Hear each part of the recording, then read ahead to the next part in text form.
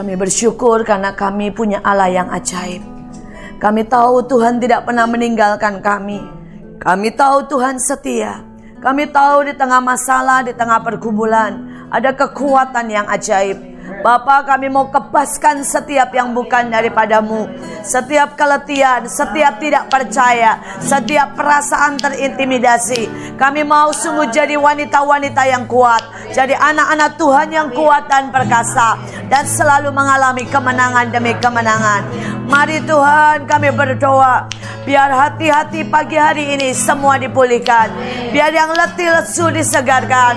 Karena Engkau Allah yang baik dan sangat baik, dan tidak pernah berhenti kasih setiamu. Terima kasih Tuhan. Kami sungguh-sungguh percaya Engkau baik, dan teruskan pekerjaanmu Tuhan. Mari berbicaralah karena kami siap mendengar. Dalam nama Yesus. Amin. Shalom. Saudara, kita buka pagi hari ini dari cerita tentang Abigail. Kalau kita baca di Alkitab, saudara, Abigail adalah seorang wanita yang sebenarnya punya segudang masalah. Tapi saudara, segudang masalah itu tidak pernah membuat dia runtuh atau menjadi jelek, saudara. Tapi segudang masalah itu membuat dia makin bersinar. Saudara, dia punya seorang suami yang sangat keras, suami yang jahat, dan suami yang bebal. Saudara, tetapi itu tidak pernah mempengaruhi dia. Sesungguhnya itu sesuatu yang sangat hebat, saudara. Saya sudah melihat bertahun-tahun, saudara ya. Dan Alkitab pun berkata, pergaulan yang buruk merusak kebiasaan yang baik. Jadi kalau kamu ini punya, saudara, sifat yang sangat halus, ngomongnya dulunya di rumah tidak pernah ngomong kasar, masukin ke keluarga, ya, suami yang tiap hari ngomongnya kasar, tiap hari ngomongnya bentak-bentak, tiap hari ngomongnya misalnya binatang. Saudara lihat deh, dalam waktu 3-4 tahun, nanti istri kan ikut-ikutan. Saudara ya, istri ikut bentak-bentak, saudara ya, ikut saudara ngomongnya kasar, saudara, dan ikut kepahitan, saudara. Itu hukum normal, itu hukum normal, saudara. Dan saya sudah lihat di mana-mana juga sebaliknya. Kalau suaminya halus sekali, saudara, dan kemudian istrinya nih yang pegang kendali, yang sangat-sangat singa betina ya, maka dalam waktu singkat, saudara, suaminya ini akan kena imbasnya. Misalnya dia jadi tertekan, sangat tertekan. Atau dia jadi di rumah kelihatannya baik, di luar menggila, saudara ya. Nah ini gejala normal, saudara. Tapi apa yang dialami oleh Abigail ini sangat berbeda. Karena itu mari kita belajar, dan kita mau saudara belajar dan sungguh-sungguh belajar bagaimana saudara bisa tetap seperti Abigail. Saudara, yang pertama saja, saudara ya, kita buka dari yang pertama saja, saudara. Apa pengakuan Alkitab tentang mereka? 1 Samuel 25 ayat 3. 1 Samuel 25 ayat 3. Nama orang itu Nabal, dan nama istrinya Abigail. Perempuan itu bijak dan cantik, tetapi laki itu kasar dan jahat kelakuannya. Ia seorang keturunan Kaleb. Lihat, Alkitab itu sangat jujur. Dia berkata bahwa mereka sudah menikah sekian lama, ya, tetapi Abigail tetap bijak dan cantik. Sedangkan Nabal tetap apa? Kasar dan jahat. Dan ini sangat tidak mudah. Tapi saya mau berkata bisa. Bisa. Jadi di sini saya lihat ada banyak wanita, sedikit sekali prianya, ya. Tapi saya mau berkata bisa. Artinya apapun persoalan, apapun tekanan, apapun yang kita alami, bahkan seandainya kita hidup serumah dengan orang yang tidak sangat mengenakan, saya mau berkata bisa tetap bijak dan cantik, bisa tetap kuat dan percaya Tuhan, bisa tetap berkemenangan, dan bisa untuk tetap menjadi seperti yang Tuhan mau. Kalau iman ini ada dalam hidup kita, maka kita akan mencapai. Tapi kalau belum apa-apa, kita sudah beralasan. Ya, kita sudah beralasan dengan berkata bahwa ya nak mungkin lah karena suami, ya nak mungkin lah karena keadaan, ya nak mungkin lah karena saya lemah. Maka itu tidak bisa terjadi, bukan karena Tuhan kurang kuasa, tapi karena iman kita. Saudara, hari-hari ini saya sedang terus mendoakan dan terus saudara mengucapkan tentang kekuatan sepakat. Saudara, di dalam bahasa asli itu Yunani maupun Ibrani itu tidak pernah ada awalan, ya, awalan me, awalan ke, awalan di gitu. Sehingga saudara sangat artinya itu sangat dalam, interpretasinya bisa sangat dalam. Selain itu, setiap kata Yunani atau Ibrani itu selalu terdiri minimal 3 arti. Ya, sedangkan kalau misalnya bahasa Indonesia kebanyakan 1 arti. Tapi mereka minimal 3 arti yang sangat banyak itu bisa 10 artinya. Sehingga kalau Alkitab ini ditulis dalam bahasa Indonesia tebalnya sekian. Ya. Tapi karena itu Tuhan memilih satu bahasa yang begitu kaya walaupun dengan kata yang sama. Karena itu kalau di Indonesia terjemahannya cuma 1 atau 2. Dalam satu lagi terjemahan Indonesia bahasa sehari-hari. Yang latu, yang normal, yang ini. Tapi kalau di Amerika itu ada lebih dari 50 terjemahan Alkitab, saudara. Tergantung dengan bahasanya. Nah, saudara, sekali lagi saya mau berkata tentang sepakat. Saya sedang berkata, wow. Di dalam King James dikatakan begini. Kalau kamu itu sepakat ya dengan Yesus, dengan apa saja yang Yesus firmankan, ya, maka Bapa di surga itu in action. Segera in action. Segera Bapa di surga itu turun dan melakukan sesuatu, saudara, buat kita. Asal kita sepakat dengan Yesus. Jadi kalau Yesus berkata, kita ini semua anak-anak Tuhan punya kuasa. Bahkan bisa melakukan hal-hal yang lebih besar dari yang Yesus katakan. Kita dan kerjakan, kita cuma perlu sepakat. Kita sepakat dengan Tuhan, dengan Yesus, maka Bapa di surga itu langsung turun. Langsung in action. Langsung melakukan sesuatu yang membuat segala sesuatunya menjadi beres. Ya, di dalam bahasa yang lain, di dalam terjemahan yang lain memang berkata, kalau kamu dan seseorang sepakat ya dalam apapun juga, maka dikatakan begini, Tuhan harus ya setuju juga dengan kamu. Itu. Jadi Tuhan juga akan bantuin istilahnya, karena hukumnya seperti itu. Jadi kata sepakat ini punya sesuatu kekuatan yang ajaib. Nah, salah satu sepakat adalah dengan iman. Dengan iman. Jadi kita harus punya iman bahwa apapun rencana Tuhan dalam hidup kita, itu akan jadi. Apapun yang Tuhan mau akan jadi. Tapi hari ini kita mau belajar tentang bagaimana kekuatan daripada Abigail dan prinsip-prinsip dalam hidupnya. Dan prinsip inilah yang dia pegang. Dan prinsip inilah yang dia ceritakan kepada Daud. Dan prinsip inilah yang membawa Abigail di dalam pembelaan dan kemenangan yang luar biasa. Kita akan baca mulai dari ayat 24, semua tahu ceritanya, sampai dengan ayat yang ke-31 aja.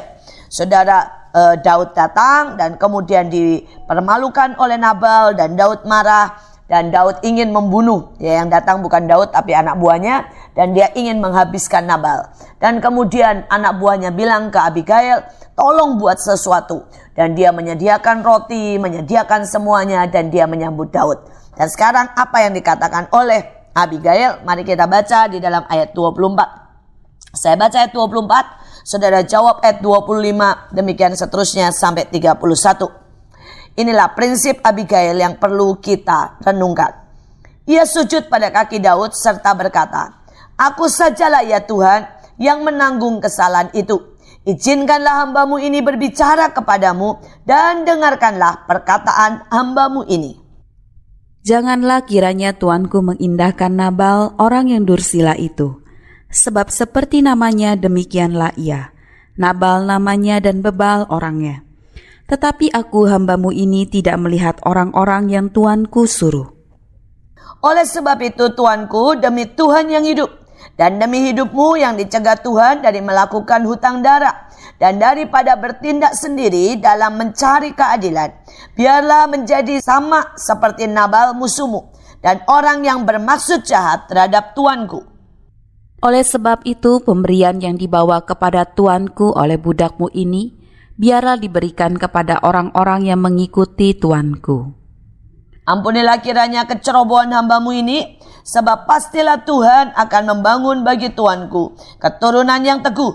Karena tuanku ini melakukan perang Tuhan, dan tidak ada yang jahat terhadap padamu selama hidupmu.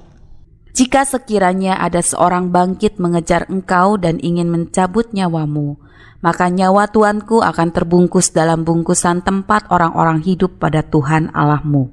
Tetapi nyawa para musuhmu akan diumbankannya dari dalam salang umban. Apabila Tuhan melakukan kepada tuanku sesuai dengan segala kebaikan yang difirmankannya kepadamu dan menunjuk engkau menjadi raja atas Israel, maka tak usahlah tuanku bersusah hati dan menyesal karena menumpahkan darah tanpa alasan, dan karena tuanku bertindak sendiri dalam mencari keadilan. Dan apabila Tuhan berbuat baik kepada tuanku, ingatlah kepada hamba-Mu ini. Amin. Sampai di sini firman Tuhan. Yang pertama dikatakan, ia sujud pada kaki Daud serta berkata, aku sajalah ya tuanku yang menanggung kesalahan itu. Saudara, Abigail ini punya prinsip bahwa dia, saudara ya, mau jadi imam. Kata menanggung di situ itu seperti imam, saudara, yang berdiri di antara Tuhan dan di antara manusia, atau di antara saudara orang yang bersalah dan orang yang tidak bersalah. Itu seperti pengacara. Itu juga seperti saudara ya, orang yang selalu saudara mendamaikan segala sesuatu. Nah, saudara, banyak dari kita setiap kali ada masalah, kita masalahnya langsung kita cari. Ini siapa sih yang salah? Ya, misalnya nih anak kita pulang, saudara, dengan nilai jelek, kita langsung marah, saudara ya. Bukan langsung begini. Kita berdiri di situ sebagai imam. Mungkin anak ini lagi bete. Mungkin gurunya juga lagi bete, jadi nggak bisa ngajar, ya.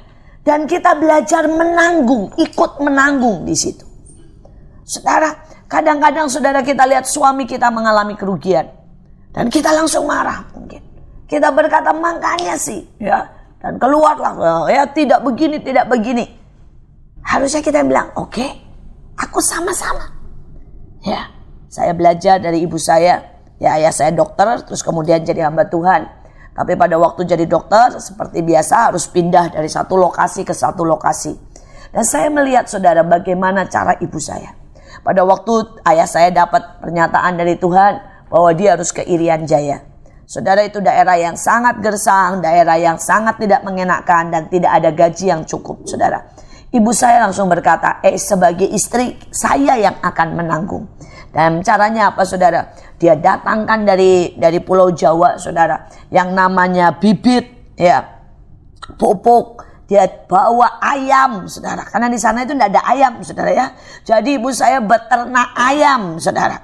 Dan dia, saudara, bikin sendiri perkebunan mulai dari wortel. Karena tidak ada. Di zaman itu tidak ada wortel, tidak ada bayam, saudara. Jadi ibu saya bikin buat semuanya. Dia tidak mau anaknya sakit, dia tidak mau anaknya tidak sehat, saudara. Saudara, dan kemudian tidak cuma sampai di situ. Dia tahu gaji tidak cukup, saudara. Karena itu, saudara, dia bikin es membu. Dan itulah yang membuat ayah saya kaya raya, saudara ya. Karena di sana orang itu tidak pernah lihat es membu. Sedangkan kami dokter, jadi kami dapat jatah listrik. Listrik itu tidak banyak. Tetapi jatah listrik atau genset gede-gede itu hanya diberikan kepada dokter, saudara.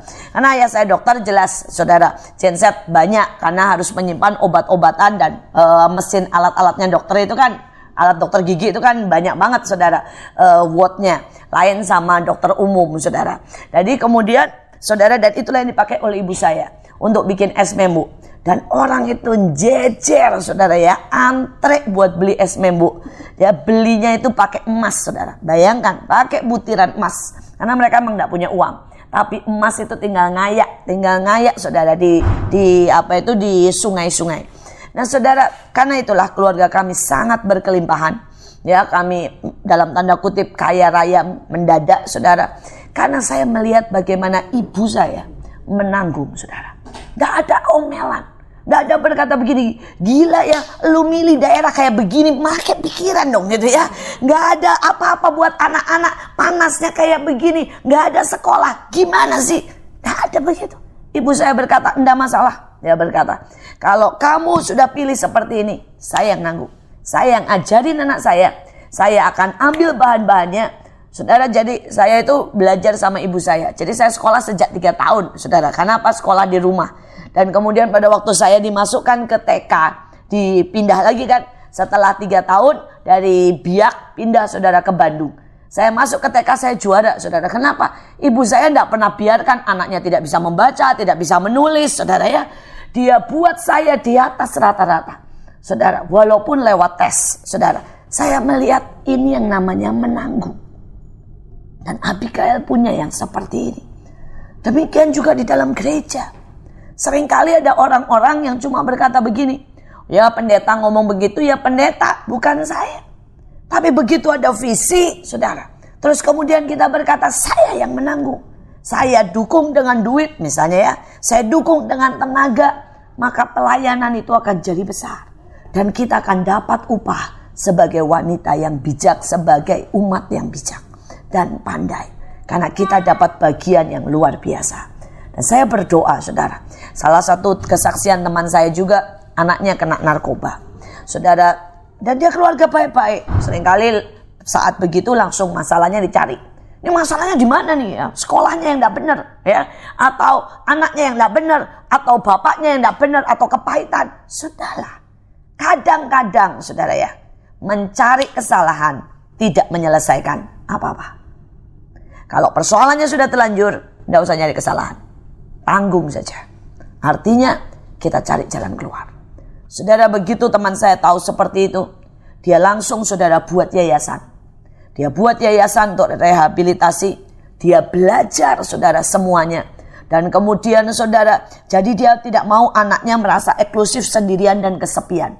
Dia mulai kumpulkan saudara dengan anak-anak yang kena. Dia ajak sharing, saudara, dia bikin yayasan yang memberikan bantuan dalam bentuk sekolah di rumah. Ya, dan kemudian saudara, cara-cara khusus saudara dengan medis dan sebagainya. Saudara, dan dalam waktu singkat saudara, dia memenangkan lebih dari 100 jiwa. Termasuk anaknya juga dimenangkan bagi Tuhan. Saudara, ini orang-orang yang bisa menanggung. Membuat dia membalik keadaan. Pilihan di tangan kita. Apakah kita ini mau menanggung? Atau kita sedang sibuk ya, mencari alasan dan mencari siapa yang salah. Prinsip yang kedua dari Abigail. Saudara, setelah menanggung dia berkata begini, ayat 25. Janganlah kiranya tuanku mengindahkan Nabal, orang dursila itu, sebab seperti namanya demikianlah ia. Saudara, kita itu yang anak Tuhan yang gawat tuh begini. Tuhan tidak kita dengarkan, Tuhan tidak kita indahkan, iblis kita indahkan. Saudara ya, omongan yang positif ya, tawaran pelayanan tidak kita indahkan, tapi digosipin kita indahkan. Saudara ya, saudara, nanti kemudian saudara, kalau misalnya kita dengar saudara tentang lawatan atau dibilang ayo itu ya kita maju terus, kita cuma ngomong gini, ya itu mau buat orang lain, ya saya mah enggak bisa, tidak kita indahkan. Tapi kalau iblis ngomong begini, kamu itu ya jelek, makanya suaminya main gila, makanya kamu perlu untuk mulai mengawasi dia. Nah itu kita indahkan, saudara ya. Nah hari ini putuskan, apa yang mau kita indahkan? Kita mau mengindahkan suara Tuhan, kita mau mengindahkan panggilan, kita mau mengindahkan berita yang indah dari Tuhan, atau kita mau mengindahkan gosip, atau kita mau mengindahkan keadaan, atau kita mau mengindahkan saudara perkataan negatif, atau kita mau mengindahkan teror. Saudara, pilih. Saudara, saya kemarin itu sampai dalam tanda kutip ya, sedih ya, frustasi, tapi ya mau gimana saudara. Karena begini saudara, bukan urusan saya sih. Ada seseorang tuh SMS. Dia berkata gini, Bu, saya ini sudah baca bukunya Ibu. Saudara, dia bilang begitu. Tapi saya masih merasa luka. Saya setiap kali ingat kata-kata orang itu sampai nangis, terseduh-seduh. Dia bilang gitu. Wah, dia pokoknya cerita sangat sepertinya dia mengalami sesuatu yang sangat mengerikan. Saudara, dia bilang, tolong bantu saya Bu, tolong doakan. Dan kemudian saudara, saya tuh nanya, Bu, kejadiannya itu kapan? Dia jawab saudara, 15 tahun yang lalu. Bayangin saudara, 15 tahun yang lalu. Dan dia masih menangis tentang omongan orang. Orang bilang dia pacaran tidak benar. Orang bilang bahwa dia itu perempuan murahan. Itu 15 tahun yang lalu.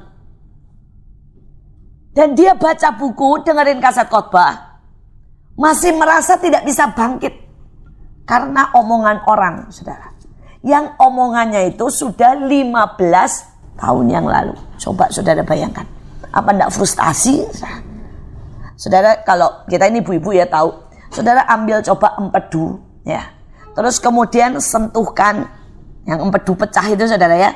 Sentuhkan ke misalnya ke ikan atau sentuhkan ke dagingnya.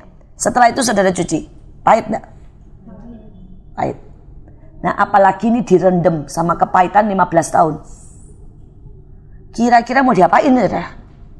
Dia biarkan hidupnya direndam empedu 15 tahun. Apa enggak setiap selnya itu pahit? Apa enggak setiap bau yang keluar dari hidupnya itu pahit? Apa enggak dia itu sedang meracuni semua orang di sekitarnya? Saya sampai akhirnya enggak bisa ngomong apa-apa, cuma ngomong begini. Mengampuni itu keputusan. Kamu mengampuni dan melupakan, atau kamu tetap tinggal dalam kepahitan. Karena saya syok. Ada orang 15 tahun diomongin tok loh, enggak di saudara ya, misalnya ya, saudara itu dilecehkan gitu ya. Ini cuma dimaki-maki 15 tahun yang lalu. Dan itu masih menangis sampai hari ini. Ini persoalan. Yang kita mau indahkan yang mana? Saudara, saya kenal dengan banyak orang. Dia pernah sekali gagal, misalnya. Setiap kali dia mau lari, selalu saudara, ada orang ngomong begini, dulu gagal kan, nanti gagal lagi. Langsung gak jadi gerak. Yang kita mau indahkan yang mana? Nah, saudara bisa pagi memuji Tuhan, bilang Tuhan kau baik, kau luar biasa. Keluar, pembantumu bikin gara-gara, saudara, mecahin vas bunga. Ya. Langsung hari itu bilang gini, gue bete, udah gak ada hadirat Tuhan, udah sebel, pokoknya sepanjang hari ini gue kesel. Yang kita mau indahkan yang mana? Kita mau indahkan berkat Tuhan, hadirat Tuhan, atau kita indahkan cuma soal satu nifas pecah misalnya. Ya. Seringkali saudara, kita itu mengindahkan yang salah. Kita memperhatikan yang salah. Dan prinsip Abigail ini sangat luar biasa. Abigail mau ngomong begini sama Daud. Please fokus sama Tuhan. Lari sama Tuhan. Perkara Nabal, perkara Nibil, perkara orang-orang begini, Saul kek, biarin. Itu cuma anjing menggonggong. Kafilah tetap berlalu. Dan kalau kita tidak bisa seperti itu ya. Nah, dalam hidup ini terlalu banyak yang menyita perhatian kita. Membuat kita tidak pernah sampai. Kemarin datang seorang hamba Tuhan ke rumah saya. Baik sih, saya akuilah, saya angkat topi. Dia bilang begini, Bu, saya datang ke sini mau belajar. Terus saya bilang, kenapa Pak? Gini loh Bu, dia bilang, saya ini melayani orang-orang miskin, ya, yang Sabtu Minggu, dia bilang. Terus kemudian, nah, mereka itu kalau tidak saya kasih ongkos, ya, terus kemudian tidak mau datang. Terus kemudian kalau saya ini bilang begini, yang malas tidak usah makan, gitu ya, harus kerja, dia bilang gitu. Ibu-ibunya bilang, ibu pendeta galak, jadi tidak ke gereja.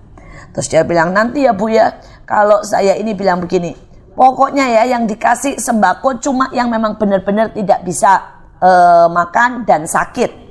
Katanya ibu pendeta pilih kasih. Dan terus kemudian saya dibandingin sama ibu, Bu, katanya. Kalau Ibu Iin, katanya begitu ya, di Mahanaim tuh dikasih, katanya gitu ya. Kalau di Mahanaim dikasih transport. Terus saya ketawa, Bu, dia bilang gitu. Jangan mau ditipu, Bu. Semua anak buah itu begitu. Ya kita kan diomongin, dibilang kalau di sana baik, kalau di sini baik, gitu ya. Itu cuma mancing kita. Sama aja kayak anak kecil, saya bilang begitu. Kalau misalnya gitu, kenapa ya anaknya orang itu boleh, gitu ya. Itu biasa. Terus saya ngomong gini, Bu, belum tahu saya ya. Di tempat saya itu tidak ada satupun yang boleh hutang. Bahkan sakit keras pun tidak ada hutang. Pilihan kami cuma begini, jalan dengan iman. Ya, kami doakan, kami tolong kalau Tuhan gerakkan. Cuma itu. Tidak ada transport, tidak ada uang transport. Kecuali kalau kami bawa ke tempat yang jauh. Misalnya satu kali acara. Ya, saya bilang tidak ada lagi pembagian sembako. Kalaupun ada sembako murah, itu pun mereka harus beli 5.000. Terus dia bilang, oh gitu ya. Belum lagi Bu, kalau saya khotbah, saya itu galaknya pasti 2 kali libu lah. Saya bilang ya, saya itu galak. Saya bilang gitu, ndak ada ya orang males. Saya bilang gitu, kalau kamu masih bisa tidur siang, berarti kamu masih bisa ngerjain sesuatu yang lain. Ya. Kalau masih bisa nonton sinetron, berarti masih bisa ngerjain sesuatu yang lain. Ya. Saya bilang enggak ada. Ya. Enggak ada, saya bilang begitu. Alasan bilang Tuhan enggak berkatin kalau kita tidak kerja. Saya bilang enggak ada, Bu. Terus dia bilang begini, oh gitu ya Bu ya, saya ini ditipu selama ini ya. Untung saya ini enggak kepahitan katanya ya. Untung saya pilih jalan yang betul. Saya datang ke Ibu dan tanya, saya mau belajar sama Ibu. Saya ketawa, saya bilang begini, Bu, kalau Ibu indahkan omongan mereka terus, ujungnya yang jadi Ibu gembala mereka, bukan Ibu. Terus bilang, terus kalau Ibu gimana? Saya ngomong begini, yang mau tunduk, yang mau ikut saya, ikut. Yang tidak bisa sepakat sama saya, silakan keluar. Sudah gampang, saya bilang begitu. Tidak ada ya dari zaman ke zaman, saya bilang begitu. Domba dengan gembala. Terus kemudian gembala yang ngomong pakai bahasa domba. Mbek, tidak ada. Gembala ngomong pakai bahasa apapun yang dia mau. Mau nyanyi, mau tongkat, mau saudara digebuk, terserah. Domba yang harus ikut. Saudara bukan ngomong galak loh saudara. Tapi kalau tidak ada kendali. Kalau kita mau nurutin semuanya, jadinya apa? Tuhan percayakan untuk sebuah pelayanan. Ayo lakukan. Jangan indahkan terlalu banyak omongan orang. Saya sudah melihat ada banyak orang yang terima pelayanan pribadi. Saya ngomong pelayanan pribadi ya. Mungkin Tuhan suruh saudara besuk ke rumah sakit. Mungkin Tuhan suruh saudara melayani, misalnya turun ke jalan-jalan. Mungkin Tuhan suruh saudara untuk saudara ini jadi pendoa di rumah. Mungkin Tuhan suruh saudara ya untuk saudara itu bagi-bagi traktor. Apapun ya yang saudara buat, pasti ada komentar negatif. Pasti. Dan kalau saudara dengarkan komentar itu, ujungnya engkau akan kecewa. Kita manusia tidak mungkin jadi sempurna. Long Yesus saja dikomentarin negatif kok sama ahli Taurat, betul kan? Pasti ada yang tidak suka. Tapi ayo maju. Ayo maju. Kita selesaikan bagian kita masing-masing. Jangan indahkan yang dari iblis. Mari indahkan yang dari Tuhan. Kita lihat prinsip yang ketiga. Prinsip yang ketiga dikatakan gini. Oleh sebab itu Tuanku, demi Tuhan yang hidup, demi hidupmu yang dicegah Tuhan, daripada melakukan hutang darah, dan daripada bertindak sendiri dalam mencari keadilan. Yang ketiga saudara, jangan pernah bertindak sendiri. Dalam mencari keadilan, dalam mencari kebenaran, dalam membela nama baik, dalam membela saudara harga diri. Jangan pernah bertindak sendiri. Biarkan Tuhan sebagai hakim yang menyelesaikan buat kita. Saudara, ada banyak orang yang ngotot membela dirinya. Ada banyak orang yang ngotot membela saudara ya. Ya, keadaannya. Misalnya nih, kita ditindas sama mertua gitu ya. Bilang ini enggak bisa. Nih kalau mertua enggak kita kasih pelajaran ya, kita ditindas terus. Jangan pernah bertindak sendiri dalam mencari keadilan. Kalau dia makin menindas kita, bilang aja puji Tuhan. Biarkan. Kita hadapkan terus di hadapan Tuhan dan berkata terima kasih Tuhan buat setiap penindasan. Karena upahku besar di surga. Karena engkau melihat. Makin saudara berdoanya begitu, aku ampuni, aku berkati, aku makin berbuat baik sama mertuaku. Nanti lihat. Kalau enggak mertua itu jadi cepat saudara ya, berubah atau cepat mati. Pilihannya cuma itu saudara. Pilihannya cuma itu. Tapi kalau saudara ini dia marah, tambah marah. Dia marah, saudara sakit hati. Saudara dia bilang saya minta jalan-jalan ikut ya. Saudara sepanjang jalan mutung terus saudara ya. Nanti kan umur dia panjang sekali saudara. Dan dia juga tidak berubah-berubah saudara. Kenapa? Karena dia ini adalah alat yang dipakai Tuhan untuk memproses kita. Nah kitanya ini tidak selesai-selesai. Prosesnya jadi panjang. Tapi kalau saudara kita ini selesai dengan cepat, maka saudara dia juga selesai. Demikian juga dengan suami saudara ya. Lihat saudara ya, Nabal ini. Abigail tidak pernah ribut. Saudara baca enggak Abigail menangis karena Nabal? Enggak. Abigail juga tidak pernah ribut dan berkata begini, Tuhan rubah suamiku. Aduh, kenapa aku harus menderita menikah dengan dia? Enggak. Saudara, buat dia cuma begini, ya wis tak jalanin lah. Ini baik buat saya. Ya, ini amplas, yang kasar-kasar itu kan amplas, saudara ya. Ini amplas supaya saya makin lembut, makin bijak, makin pintar, saudara. Makanya cepat mati Nabalnya, saudara ya. Saudara, karena itu, ayo saudara, kita ini ngerti. Saya sudah lihat banyak dalam hidup ini. Semakin kita mencari keadilan, semakin gawat. Saya berapa kali ditipu secara keuangan.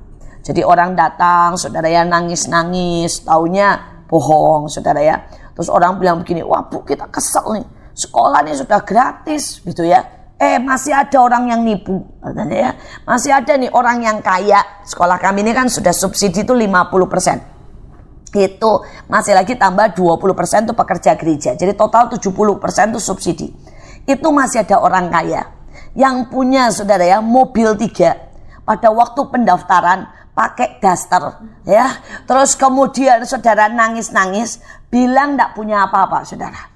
Jadi akhirnya kami kasih, saudara ya, dia tidak bayar sama sekali, gratis. Kemudian barusan jalan setahun kami tahu, rumahnya 2, mobilnya 3, saudara ya. Wah, terus ini guru-guru kan panas nih, saudara ya. Dia bilang, kami ini udah kerja setengah mati, kami digaji di bawah standar, rela demi orang miskin. Ini dan yang seperti ini tidak satu loh, saudara. Yang mengerikan yang seperti ini tidak satu loh, saudara. Ada 2, 3 itu yang seperti itu, saudara. Dengan tampang yang sangat memelas, saudara ya. Dan saya itu juga kena, saudara. Di hati ini saya ngerasa muka orang kaya, gitu ya. Kan muka orang kaya itu kelihatan ya, saudara. Sejujurnya muka orang kaya itu kelihatan. Walaupun dia mau hitam, mau apa, muka orang kaya itu kelihatan. Saya bilang ini muka orang kaya, tapi kok baju kayak begini ya.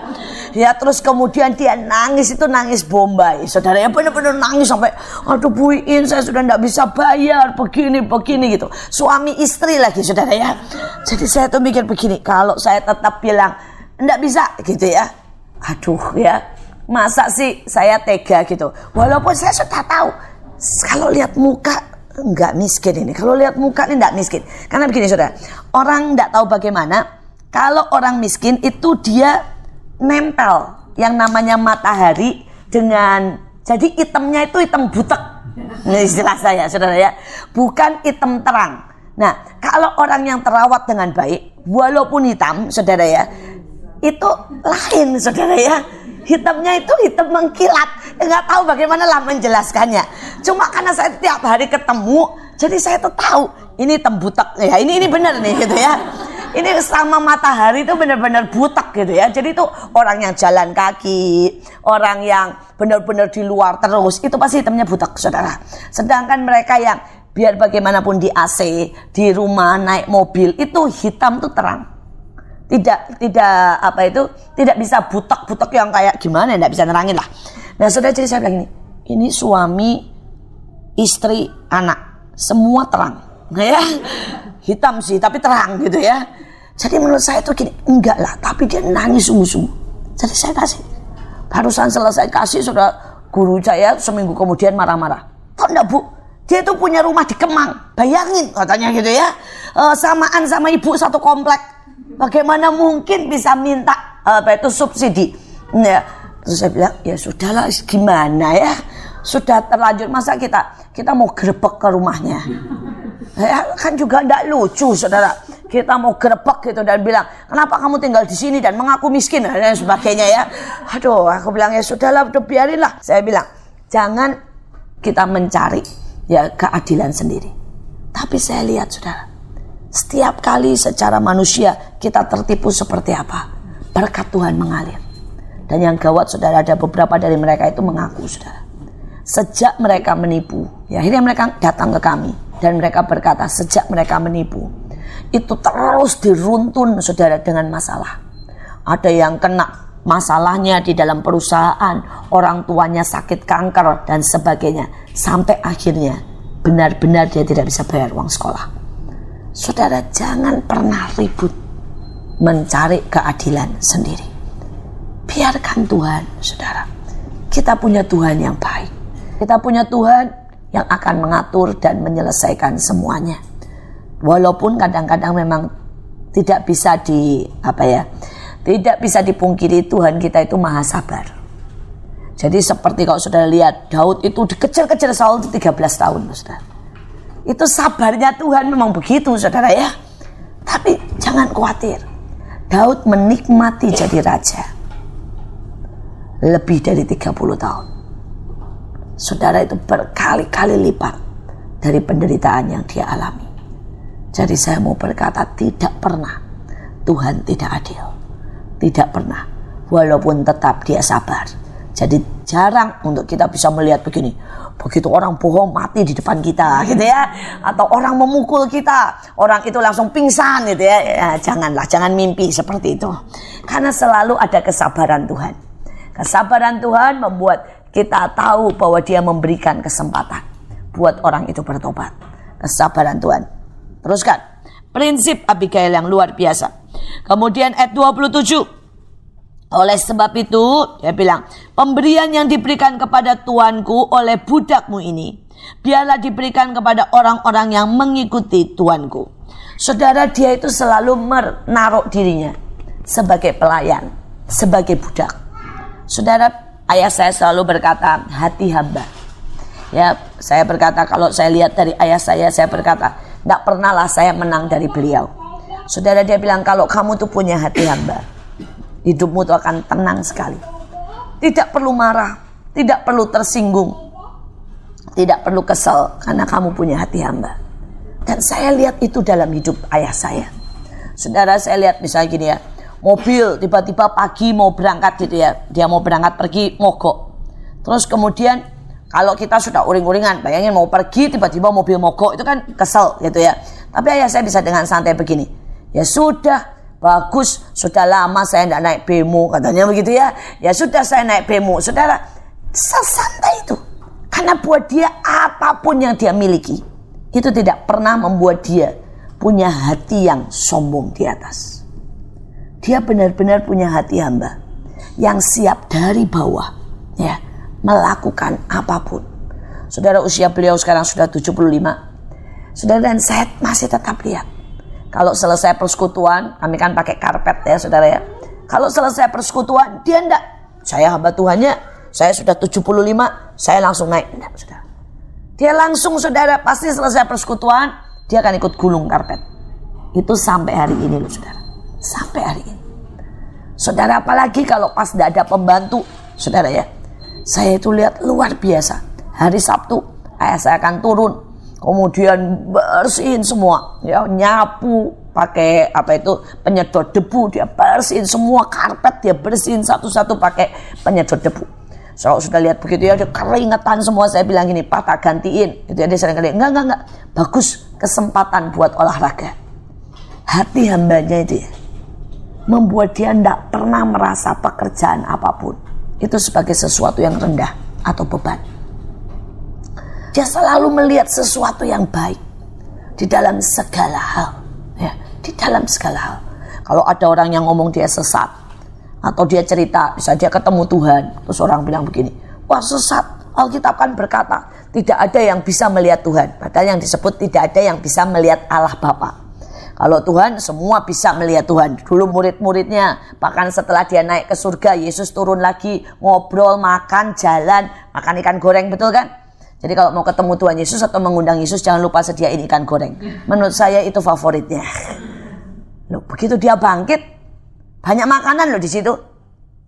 Dia tidak minta roti loh saudara. Dia tidak minta yang lain, dia mintanya apa? Ikan goreng. Baca Alkitab enggak ini? Ada bengong. Oh ya, berarti tidak tahu ya.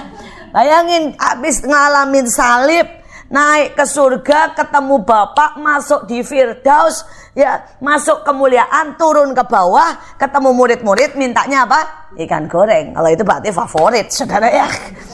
Nah, saudara, dia sangat-sangat real. Dan tubuh baru itu sangat real. Bisa dipegang, bisa makan, bisa minum. bisa ngobrol, saudara, jalan, tapi juga bisa menghilang. Itulah tubuh baru. Nah, tapi begitu orang cerita bahwa ayah saya bisa pegang Yesus, ayah saya ngobrol dengan Tuhan, beberapa bahkan hamba Tuhan ngomong sesat, gitu ya. Terus ayah saya cuma senyum aja dan berkata begini, kasihan ya, soalnya mereka tidak pernah ngalamin. Ya, jadi bagaimana mereka bisa percaya kalau kita tidak punya hati hamba ya? Reaksi kita tidak akan seperti itu. Reaksi kita akan gampang marah. Reaksi kita akan gampang tersinggung. Tapi kalau kita punya hati hamba, itu akan sangat mudah.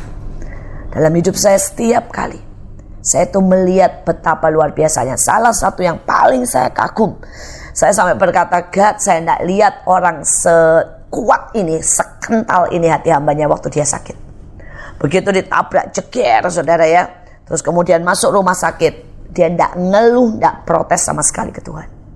Dia cuma ngomong, terima kasih Tuhan, terima kasih Tuhan, terima kasih. Saya tidak mengerti, tapi saya tahu ini pasti baik. Dan kemudian saudara, waktu itu kan mobilnya Mercy-nya kan total loss, saudara. Mercy-nya total loss, habis.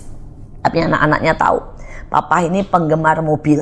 Nomor satu, hobi dia nomor satu itu mobil, saudara. Jadi kami tahu dia harus dibeliin mobil.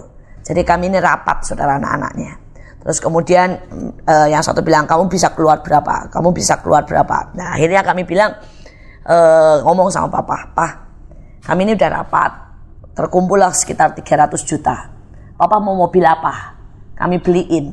Supaya nanti kalau papa keluar dari rumah sakit, papa sudah punya mobil. Jangan sampai di rumah tidak ada mobil. Karena saya tahu ayah saya tuh butuh banget mobil. Itu buat dia tuh mobile dia lah gitu ya. Enaknya kemana-mana.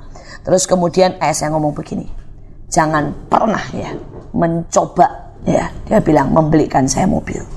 Dia bilang gini, kalau Tuhan kasih saya Mercy, saya mengucap syukur. Kalau Tuhan ngambil, saya juga mengucap syukur. Dia bilang, kalau dia mau kasih saya Mercy atau kasih saya mobil yang lain, biar Tuhan yang kasih. Tapi bukan kamu yang memaksakan diri membelikan saya mobil. Tapi kalau Tuhan suruh saya naik becak, saya akan naik becak. Kalau Tuhan suruh saya naik mobil butut, saya akan naik mobil butut. Biarkan Tuhan yang menentukan saya naik mobil apa. Waktu kami dengar itu, kami bilang bubar, ya enggak jadi beli mobil, ya enggak jadi ngumpulin duit. Tapi saya lihat Tuhan itu ajaib. Besok paginya langsung ada orang datang, ya, kirim Mercy itu pakai Tronton, tidak boleh dikendarai sama sekali, dari Jakarta, saudara. Dan nomornya khusus dipesan Yusak Cipto, saudara, GC. Saya selalu pakai GC. Dari dulu semua mobilnya pakai GC, Yusak Cipto, saudara. Tapi juga singkatan dari Yesus Christ. Jadi gabungan dari itu, saudara ya. Saudara, itu mobil persis dipesan, saudara, dengan nomor ayah saya, ya. Saudara, dengan tandanya selalu di belakang GC, saudara. Dan mobil itu Mercy yang terbaru, 1 tingkat lebih besar daripada Mercy yang ditabrak, saudara. Dan saat itu saya lihat, benar-benar Tuhan berkata. Dia kan bilang, kalau saya disuruh Tuhan naik ojek, ya saya naik ojek. Saya disuruh naik angkot, saya naik angkot. Jangan paksakan diri. Dan biarkan Tuhan menentukan. Dan jawaban itu membuat Tuhan bilang, ya, aku menentukan. Dan itu mobil langsung terparkir. 2 hari setelah dia pulang dari rumah sakit, dia langsung kendarai itu, saudara ya. Saudara, dan dokter berkata, Bapak kesini naik apa? Nyetir sendiri dong, katanya ya, saudara. Sampai mereka syok, saudara, karena ayah saya nyetir sendiri. Tapi buat ayah saya ya itu, dia tahu Tuhan. Dia bilang begini sama dokternya, kalau Tuhan kasih saya mobil di rumah, bukan untuk ditongkrongin, berarti Tuhan tahu saya sudah waktunya nyetir mobil lagi.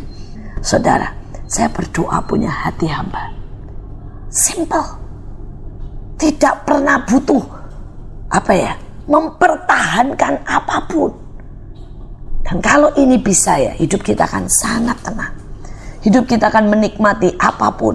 Kita menikmati pada waktu Tuhan bawa kita melewati gunung, melewati pantai, melewati tantangan dan melihat mujizat, melewati, saudara, kegelapan dan melihat semua terang kemuliaan Tuhan. saya percaya. Punyai hati hamba. Kita lihat prinsip yang selanjutnya. Ayat yang ke-28 bagian akhir. Karena Tuanku itu melakukan perang Tuhan. Dan tidak ada yang jahat terdapat padamu selama hidupmu. Saudara, dalam hidup ini kita bisa melakukan perang buat kita sendiri. Atau perang Tuhan. Kita bisa lakukan perang buat hidup kita sendiri. Misalnya kita kesel sama orang. Kita bela diri. Itu perang buat hidup kita sendiri. Tapi kita bisa lakukan perang Tuhan. Saudara, kalau kita melakukan perang Tuhan, kita mulai memerangi kuasa-kuasa kegelapan. Saudara, kalau saudara tinggal di kompleks, saudara jalani. Coba tiap hari jalanin sembari tumpang tangan. Tuhan bertobat. Biar orang di situ, di rumah itu terima Yesus, ketemu Tuhan. Ini perang Tuhan. Kalau duitmu, saudara ya, saudara pakai cuma buat saya dan saya, ini namanya perang diri kita sendiri. Saya kemarin ketemu dengan seorang istri luar biasa. Dia berkata gini, Bu, saya itu bersyukur sama Tuhan. Punya suami yang ajaib.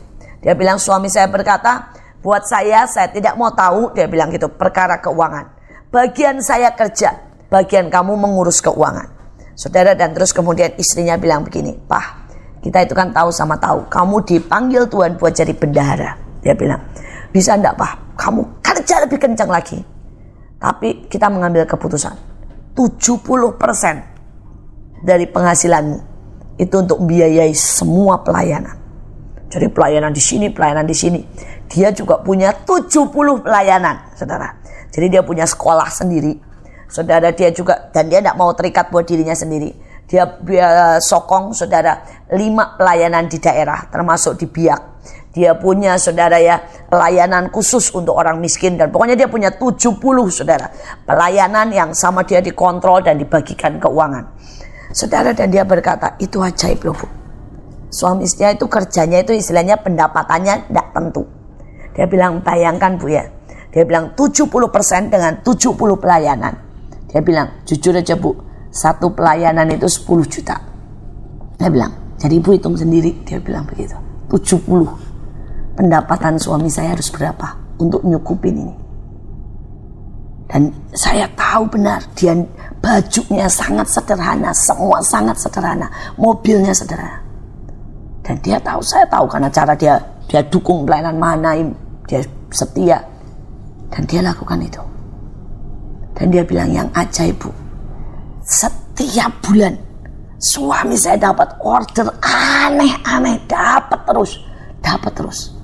Saya bisa biayai 70 pelayanan.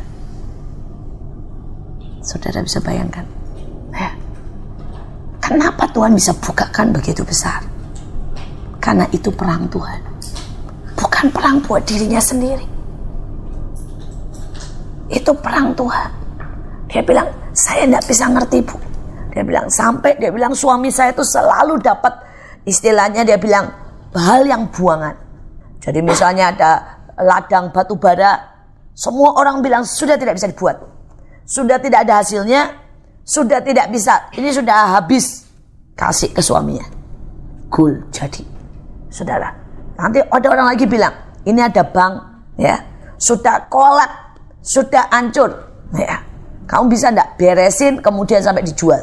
Saudara, pegang suaminya, langsung bam, jual harga tinggi, bam. Nanti ada pabrik lagi.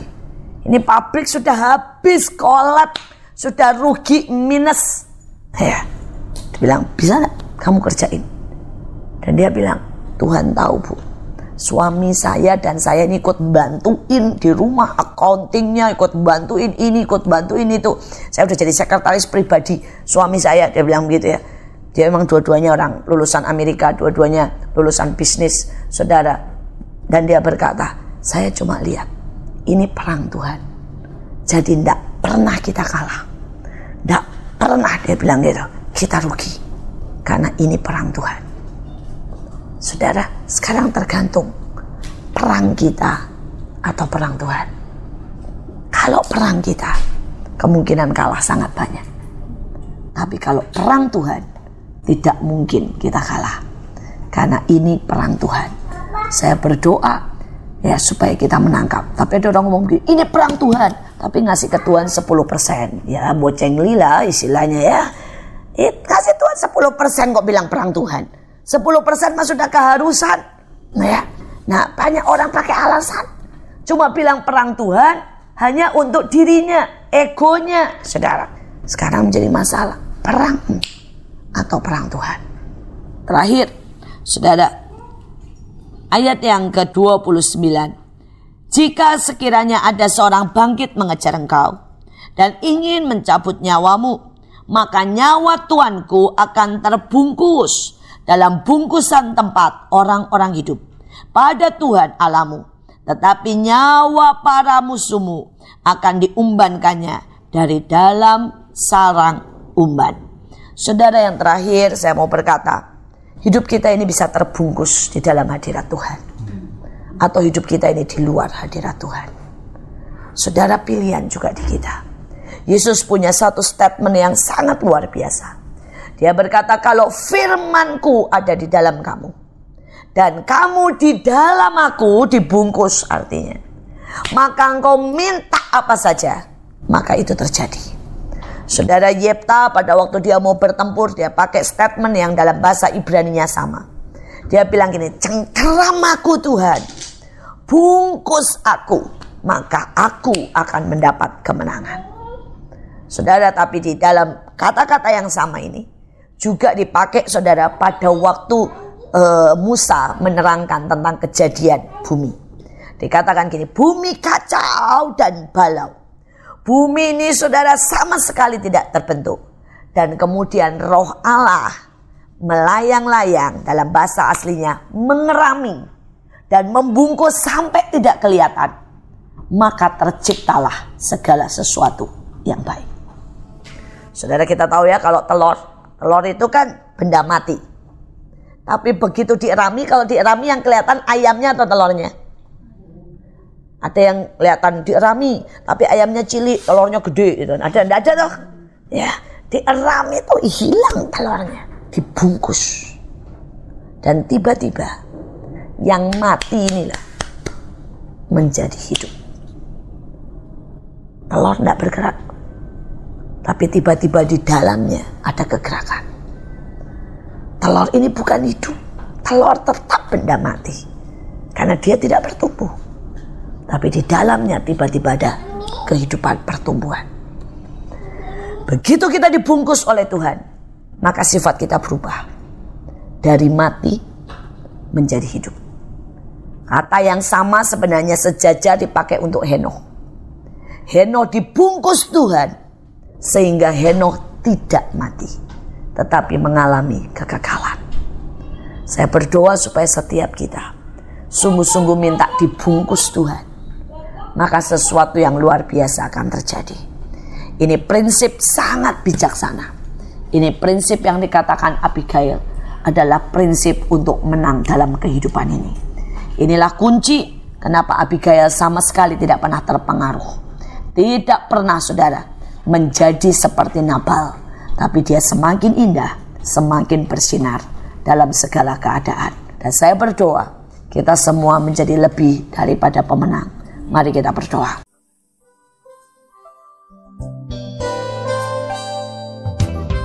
Anda diberkati dengan pemberitaan firman Tuhan.